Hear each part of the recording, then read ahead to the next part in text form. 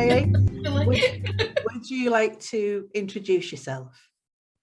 Okay, so I'm Hayley Hilton. I run Hands on Heart clinical canine massage therapy, as you can see from behind me. And that basically means that I reduce the pain and increase the comfort in dogs of all ages, really. Um, I'm based in Warrington, but I've been travelling all the way around Cheshire and Lancashire. Currently trying to figure that out at the moment. But yeah, it's That's yeah, trying to awesome. figure out. Yeah. So one of the things I wanted to ask you, because you specifically say a clinical massage, Mhm. is that all vet referred or can you self-refer? Yeah, so we do actually need a vet referral for each of them, well, a vet consent form for each of them.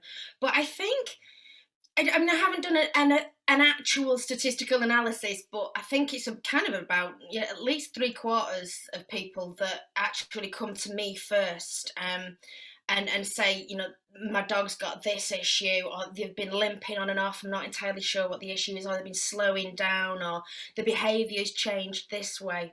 And then because of the fact that I need a vet referral form, or a vet consent form to make sure there's no underlying issues. I mean, that's the same with any massage therapy for any dogs, whether or not you call yourself clinical or not. It runs alongside the Vet Surgeons Act, and it's one of those, so it's just making sure that there's no underlying issues with the dog, because we're not medically trained, so we just have to make sure that all those boxes have been ticked. But it gives us that extra conversation point with the vet as well, actually. So it's one of those, so we can keep the conversation going for the good of your dog, really. I don't know. Does that answer the question? I'm No, that terrible at answers, waffling myself. I don't know what I've said. no, that answers the question. It's just that, yeah, you're the first person I've met that's actually specifically put the clinical in, and I went, oh, right, is it vet referral only at that point?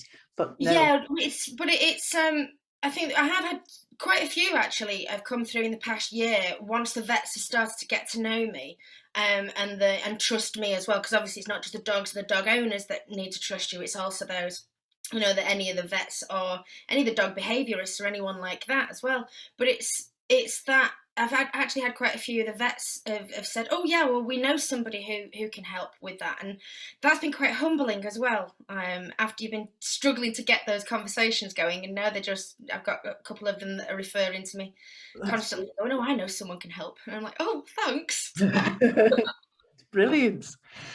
So really sort of personal question now, perhaps. I wear my heart on my sleeve, not that one. That one. Yeah, there you go. Oh, no, not that personal. So you said you work with dogs of all breeds. So, I mean, do you have a favourite breed of dog to work with? Do you like big chunky dogs or little diddy dogs, or? Well, I don't know. I mean, obviously, a lot of people who know me know that I've got a Rottweiler anyway. And yeah, I think they are definitely my favourite breed of all. I spotted this a couple of years ago when I was at dog shows, and whenever you see a Rottweiler, you're like, oh, can I come and stroke your dog? See, I'm just as much of a dog lover as anybody else. Yeah. But yeah, I mean, I see quite a lot of the Labradors and a lot of the Retrievers, and they always amuse me, because if you do actually hit a point that's actually hurting, they tend to lick you to try and distract you to get away from it instead. Whereas a couple of the other dogs will start to grumble, or but you have to. It's noticing those signs until they get up to that point. But the Labradors are just like, oh, it's like, I'm just going to come and lick you to death now.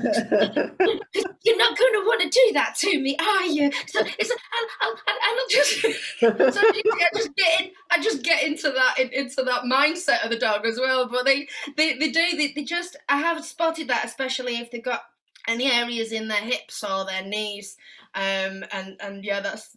I don't know whether or not it's kind of my favourite, but yeah, and any dog that just kind of likes me, I suppose. Oh, you would imagine it's most of them if you sat there massaging them. Well, some of of them, I mean, that's it. The first session is about building that trust and building the baseline. So it's getting the effleurage and the blood flowing around the body and softening the tissues up. So that one is a lot more pleasurable. But it is when you actually get to the deeper layers of muscles that you start to find the ones that are hurting and the ones that are causing the issues. I mean, it might have been something that's been there for quite a few years, but because the dog adapts and the dog starts, they'll run on a certain leg, but then you'll have the other leg that starts to overcompensate. But you start to get to the pain points, and yeah, it does. They don't tend to like it. So some of them, and then after you build that trust, they do actually tend to think, well, it is more of a case of oh, actually, I know that's going to hurt now. We call it therapeutic discomfort in the trade. Yeah. But it's one of those, like if you really need to get a knot out, for any of us who've had human massages, yeah. If you really need to get that knot out or do one of the myofascial release techniques, and it can be a bit painful in that instant, but then all of a sudden it's released and you go, oh, I see what you mean now. Right, yeah. Yes. So that bit can be a bit relaxing. But yeah, actually during it, sometimes it is a bit tricky. So you've not had anything go for you? No. There was one who was, bless him, it was an Italian greyhound, but he just had a double knee operation. He'd had a load of other things. He had a lot of myofascial pain going on as well, which is a layer of like the connective tissue that's underneath the skin. It can hold quite a lot of the pain. And he had a lot of things going on. I think he'd been groomed the day before, and he was walking all over slippery surfaces within the house as well, which was exacerbating the situation. So yes, he did end up snapping at one stage, but I thoroughly understood why. Yeah. Because everything was just going on, with all that stress. If it's just that one little thing and it's just like, sod off now. Yeah. But then immediately he was like, oh, I'm sorry. And it's like, it's all right, don't worry. I'll get a plaster off your own. It's fine. Oh, gosh. But ironically, the more... I mean, the dog bites that I actually have got in my past have actually been from when I used the dog walking and the dog homeboarding. Right. That was kind of, when you're walking multiple dogs and you're looking after one and then one gets in the way of another one and then you get in the way. But actually, no, that is actually the only one from last year, which was... Right. Which is that one, thankfully. You do tend to notice those signs and signals. It starts off with a lip licking, which can be a sign of the pain, but also a sign of the stress as well. But I don't know, I tend to have that whole, I spot it, and then we kind of lock eyes, and then it's that moment, in a romantic movie when you look at each other and like, are you fine? Joy, is that okay? And then they kind of look away, especially like the Labradors, like, oh, all right then. So you mentioned last year, and last year was a bit of a shit show for many people, really. so did you work throughout that, or was it something that you had to pause and just do? I don't know, but do you have urgent cases for massage? Yeah, well, I think I was quite lucky in the fact that the guidelines for human massages were to stay away from each other, obviously. But because of the fact that I could stay 2 meters away from the owner and still look after the dog, I was able to do a lot of garden appointments. That beautiful summer that we actually had last year, I helped to take advantage of that. And a couple of my clients actually set areas up in their garages as well for those rainy days. Right. Those were quite good. But no, the government guidelines were really around if it's a welfare issue for the dog. So yes, if it was a maintenance session, and the dog wasn't actually in any pain, but if your techniques are then going to prevent the pain from returning, like a lot of the chronic conditions, so arthritis or hip dysplasia, it's the muscles have a tendency to they splint the joint, so they they overwork in place of the joint. So actually, if you don't see to those muscles, then the dog will be increasingly in more pain. But I actually got quite a few new clients as well who obviously needed the treatment phase because of the fact that their dog had been limping or was either post-operative. And yeah, it was I was lucky in that respect, but I was also unlucky in the fact that 2020 was the year that I was going to build my business up. Yeah. And I was going to tell everybody about it. I was going to go everywhere, but then I think it was so obviously the previous 2 years that I'd been doing it full time. Then I didn't have that. The books were still going up, as we all know, with like starting new businesses. So that the books were on that upward trajectory. So so whether or not that the government disliked me actually applying for any of the things, its computer said no, so I wasn't actually eligible for any of the handouts, unfortunately, because your business hasn't taken a plummet. No, but I still need something to live off. It's just I need to eat this week. Yeah. Yes, it would have been nice. No, I was obviously I'm still here. I'm fine. But no, there were those ways of actually being able to continue with the job, and I had quite a lot of heartfelt moments actually during that as well. So not just for the dogs themselves, but also the dog owners, because sometimes even if it was like a garden appointment, and it was sometimes the first time that owner had actually seen anybody face to face either, even if it was like 5-10 meters apart from each other. But it was nice to at least be there as a listening ear for the owner as well. During all that. See, I was very lucky that I've worked right the way through. So, and I'm so thankful I did, because I don't think I would have coped living on my own, just me and the dog. And whereas in normal circumstances, that is perfectly fine. It's like, I do social distancing by choice. Like, you stay over there. But even I, who don't do people, have found it really, really quite difficult that when you want to have a conversation with someone other than your dog, to a real life actual person. Yeah. That's to be sat in your house all day and locked down, I don't think I would have coped very well. I was like that when I did I used to own Hilton Hotel for Dogs. That was the name of our home boarding business. Right. And I realized that it was like 24/7, and this was before COVID, and I was exactly the same. And you don't realize how much of an issue it has with your mental health just talking to dogs. I mean, they're great company and they will listen to you, but whether or not you're making sense or not, it's different. But you do, yeah. I mean, the amount of times when I had those friends who just came around and were like, right, I'm taking you out for lunch. You can leave them alone for. I mean, I couldn't leave them alone for longer than 3 hours. But it was one of the. So they knew that that was when they had to bring me back for. But especially they can. I had friends on social media who could tell when my mood was dropping. I couldn't tell. But they were like, yeah, you sound really down. I'm taking you to lunch. And it's like, oh, bless, thank you. You don't realise until after you get back. So I'm assuming it was exactly the same for a lot of people. Yeah, there's a lot of people struggling.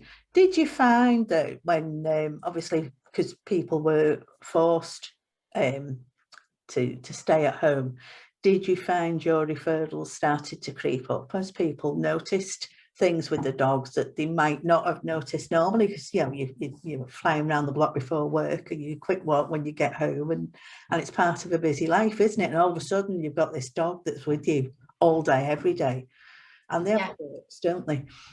Yeah, and there was there was a lot of that. I had I think I had like 3 separate months. It was rather random. I had like the best months in my business ever over these 3 specific months. And yeah, I think it probably was a correlation as to when people had been at home for probably about a month or so during each lockdown period.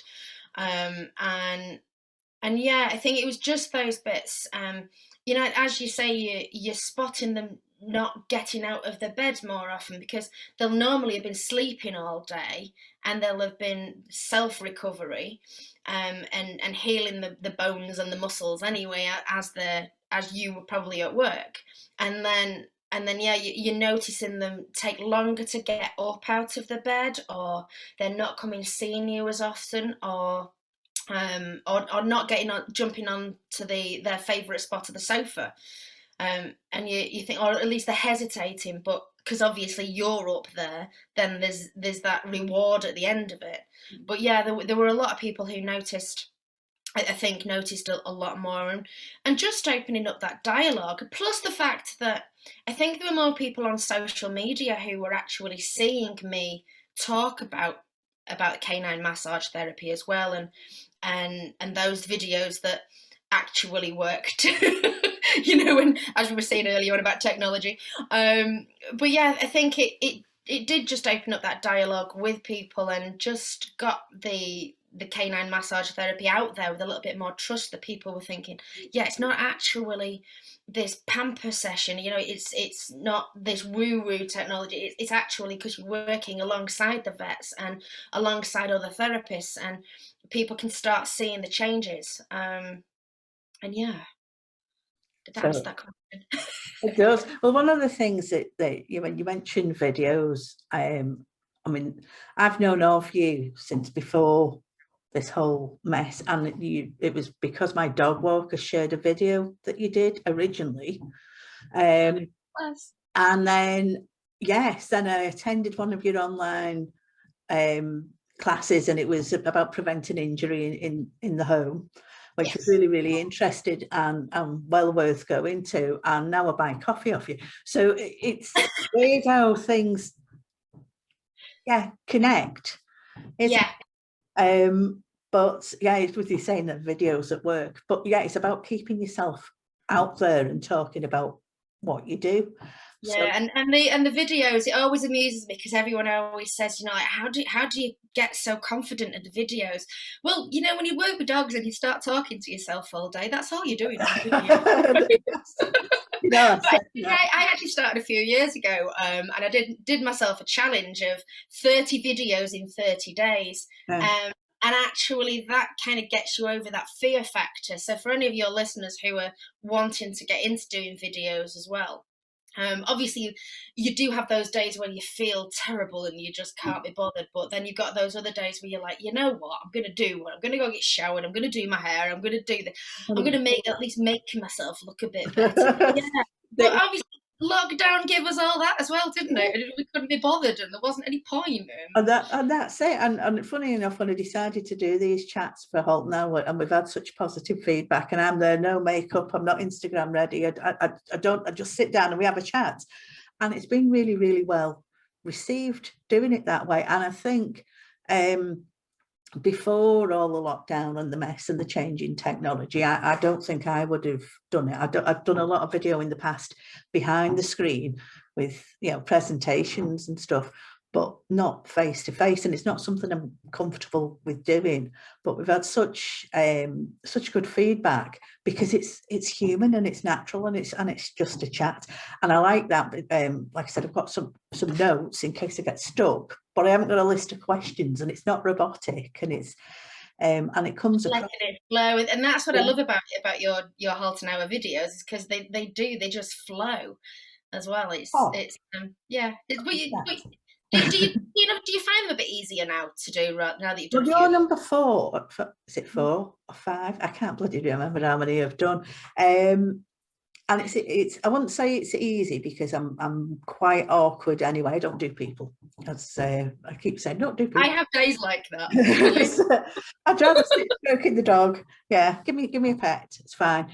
But because I'm talking to you on a screen, I find that easier than networking, where you'd find me in the kitchen with a cup of coffee, finding finding Yeah. a small animal to stroke, or out in the garden, or I whatever. always used to be like that as well. Yeah, any party or anything like that, is I was always the one that's just there stroking the dog, Yeah. and yeah, it's People come in work with babies and going, oh look, and I'm going, oh, it's a baby, and then somebody bring a dog in. Oh, do you want a treat? I've got some things in my pocket. Do you want a treat? Look at you, office dog. because I mean, that's it, aren't they? They're just non-judgmental as well. You can be in any mood at all whatsoever, and the dog's just, they're usually happy to see you. Yeah. I mean, I'll go on. I mean, I keep looking out the window here because there's a neighbour's dog who has just got used to the fact that, exactly as you said, with the treats in my back pocket, because I've normally come back in from a client appointment and I've got treats in the back of my jeans, because they really do help. Yes. But he's spotted this and he's realised this now, so he'll always come over and give me a hug. And because of the fact that I've not currently got my dog, because I split up with my partner recently, but we have joint custody. Right, okay. So it's like 1 week on and 1 week off, because we both got her together and we both love her anyway. So it works out quite well. So especially this morning, I really appreciated that, because I really appreciated him coming over and just coming for a treat, because I got to have doggy cuddles when on a day where I. How is Lola, by the way? She had an op recently, didn't she? Yes, so she had the cruciate operation, so I ended up doing a load of the massages and helping her, and we both had like black pudding for our breakfast the day before the nil by mouth as well, you know. So we both had a bit of a pamper day last week. But no, she's doing really well, thank you. All her fans on social media, I keep updating them because they prefer to. But she's we had her 3-day follow-up appointment the other day, and even the vet nurse was like, she's not really limping on it, is she? I don't know whether or not it's like, finally I can take the pressure off my other leg, because I think it was she tore it. I think it was 4 weeks beforehand, because they had such a backlog at our vets to do the X-ray and then to fit in for the operation itself. So she was just slow 5-minute walks up to the top and back round again, and just a sniffathon really, because that helps engage their brain. And it was it was quite good, the fact that the vet nurse was just like, wow, she's doing really well. And yeah, so that was quite good to see. Well, it is. I mean, that's got to be down to as well, if your talents, isn't it? If you're using them on your own dog and it's showing them. Yeah, because obviously immediately post-operative, I can't do any work on her, because that may impinge on the healing process. You know, with the scar tissue's got to naturally lay down and fit the fibers back together before we can help them mobilize. But yeah, there's a lot of things that I was doing beforehand to just make sure her body was prepared for it. But yeah, even that with me, I mean, I was doing some neck and shoulder work on her after the operation, because she was just holding herself like that instead. But other than that, you know, anywhere near the back end, I can't do anything with it. And it's amazing when you've got these skills and you're not allowed to use them. No, take your hand away from your dog. Such a shame.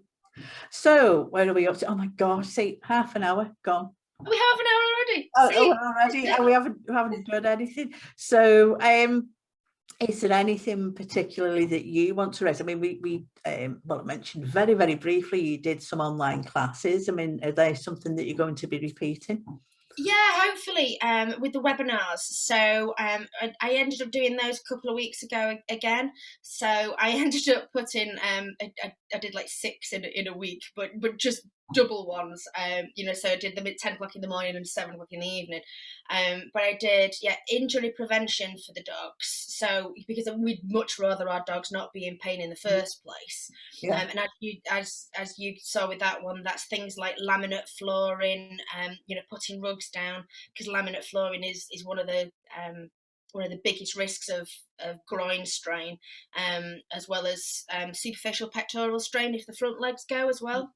It can be really painful, and or raising the bowels as well to just take the pressure off the front legs and the neck and the shoulders.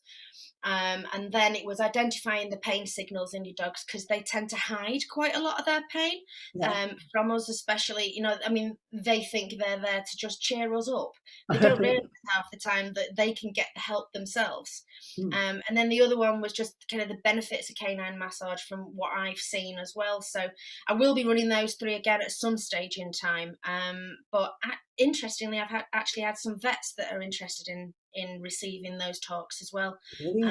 So yeah, if any of your listeners, watchers, have got, they actually want, I've got some packs somewhere, wherever they are, I've hidden them somewhere, but I've actually got some packs that I can actually give to your veterinary surgery if they're interested in learning a bit more about canine massage therapy as well.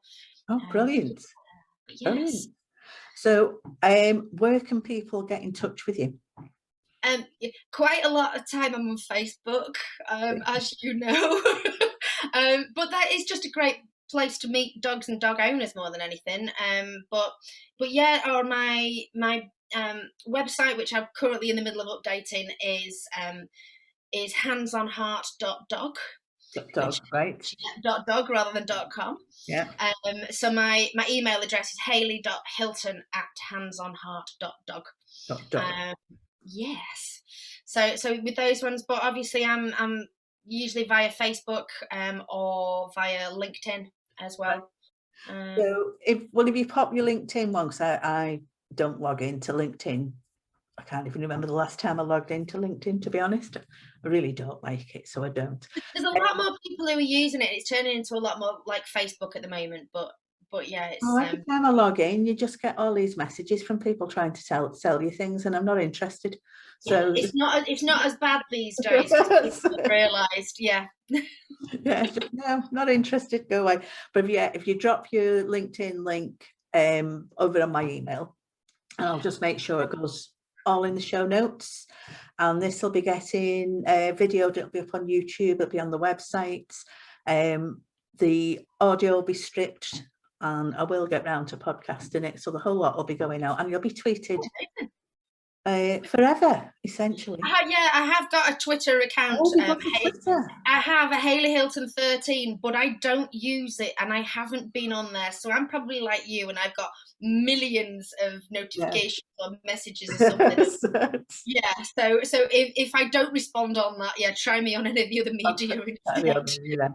Right. Well, thank you so much for agreeing to do this, and thank you. Welcome. And if I can help any of your other listeners as well with introductions to other people, because I forget who I know as well. But networking across the Northwest for the past 5 years, I forget who I know as well. So if anybody does want to go in touch, do you know such? Do you know a business coach, or do you know such and such, or do you know an electrician or something? I usually do. Right. Good. Well, we might need an electrician. Thank you so much, Hayley, and it was lovely to speak to you. So, thank you.